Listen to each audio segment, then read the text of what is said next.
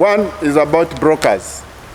We have given this information to Ugandans about brokers. We have, over time, advised Ugandans not to use third parties during the process of application of a passport. Now, if you really want to be helped about a passport, you have an emergency, you have a journey to make quickly out of the country, you are sick, you have a job, you have something urgent to go out of the country, please come to passport office. Don't go to the brokers. We have an office there.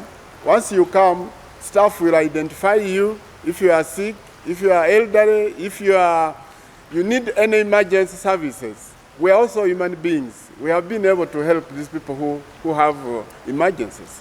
We are able to help them. So we provide this information of brokers. I have not seen anyone staff of Ministry of Internal Affairs or indeed the passport office being involved in conning people. If you know of one, please let me have a name or a photograph. I will be able to follow up on that one. But I have not seen that one. So these people, some of them masquerade as staff of Ministry of Internal Affairs, and they hover around outside there. We have had to carry out operations to try to nab some of these. We have indeed nabbed some of them and are already in prison as we talk. So that's why you see they have reduced in number. So Ugandans out there, please avoid brokers in the name of helping you to get a passport. Then we have the very many passports. We have about over 10,000 passports. Over 10,000 passports are lying out in Chambogo, pending collection. I want to ask Ugandans who suffered looking for money for passports, looked for it, who applied for passport, who scheduled appointment and came there and made a passport, to actually come and pick their passports. We have made efforts to resend messages to them in a bid to relieve us of those passports so that we can have space. We have nowhere to keep passports. We have so many.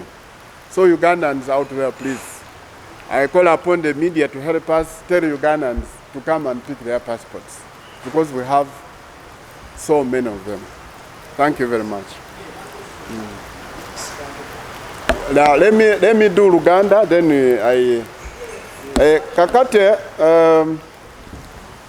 kumacha kuno ndinayo ebintu nga bisatu oba bina ebyokugabana namwe. Ekisooka, tulina 10,000 za passport ezisoba mu mutwalo ze twakolako, ate nga passport zino ziri ready, ziri Chambogo. Bannayuganda basasula, ba-applyinga ne basasula, ne ba passport ne zibeera ready, ate nga kati ziri mu store zaffe zijjudde, tetulina na space wetutereka passport. Tubasaba Abannayuganda basaba passport ne basasula bajje mangu bazinone bazitwale. Ekyokubiri, weekend ejja ku Monday, week ejja tugenda kugulawo passport office Abu Dhabi eno mu Middle East, UAE. Tugenda kugula passport office, eno office egenda kubanga ekola passports zonna. Abannayuganda bonna abakola eyo n'ababeera eyo bajja kubanga bajja mu office yaffe ku embassy Abu Dhabi, babajjeko ebinkumu n'ebifaananyi babakolere passport. Teri kuddamu kuweereza empapula kuva Abu Dhabi kujja Kampala okusaba passport, kubanga tugenda kubanga tuzikolerako eri Abu Dhabi. Tugenda kugula office eno nga 2 May ye Monday jja. Ekyokusatu, tuligenda kugulawo call center. Call center eno yegenda okutuyamba okwanukula ebibuzo ebikwatagana ku services zaffe ezikwatagana ne Ministry of Internal Affairs. Omuntu yenna ajja kubanga alina ekibuuzo, alina kyalina okutugamba, ajja kubanga atukubira essimu eno egenda kukola ssaawa 24 kumacha emisana ekiro bonna tugenda kubeera nga staff baffe bali muli baddamu ebibuuzo nga baddamu zonna complaints ezinaaba ziri directed ku passport office tujja kubanga tuzikolerekawo ku call center. N'olwekyo nja kuba mbawa enamba abantu gye bagenda okukubako nga office eno etandise naye nga tuli kumpi. Tusigazaayo wiki nga 2 oba 3 bwezito tugigulewo ebeere functional. Kuno kulabula kugenda eri Abannayuganda abeefuula abagezi ennyo okukolera abalala passport ne babajjako ssente empitirivu bakikomye bunambiro kubanga tugenda kubakwata. Akati ennaku zino line ziwali ku office ku passport office kyenkana zaweddewo. Nebaza press mwe abanamawulire mukoze kinene nnyo okubuulira Abannayuganda nti bw'oba tolina appointment togenda ku passport office. Mutuyambye nnyo okubuulira Abannayuganda kati ennaku zino tetukyafuna lines ziri ze twali nazo. Tulinayo line ntonotono abantu abali ku appointment abajja ku office kufuna passport.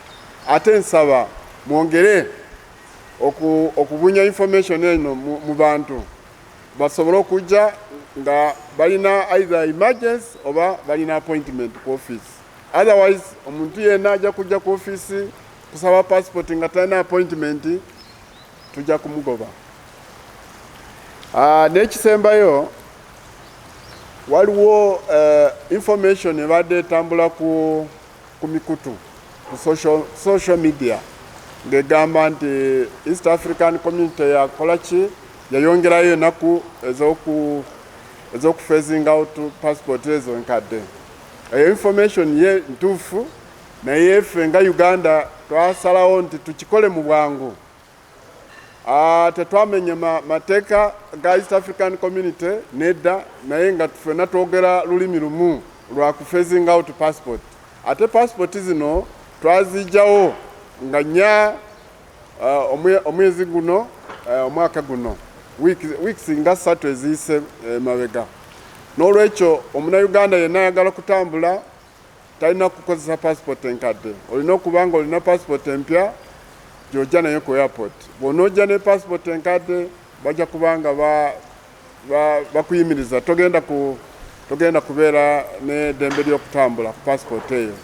Bw'oba olinayo emergency yonna obanga obulwadde oyagala kugenda bweru ofune treatment, abakazi ab'embuto ennyo bagenda kuzaalira bweru ne wabeerawo n'abo abagenda kusoma, otutuukirira ku office naffe ne tulaba ekizibu kyo tubanga tukuyamba mu kifo ky'okugenda kunoonya ba brokers okubalyako ssente za bwereere. Mwebale nnyo, mwebale ddala.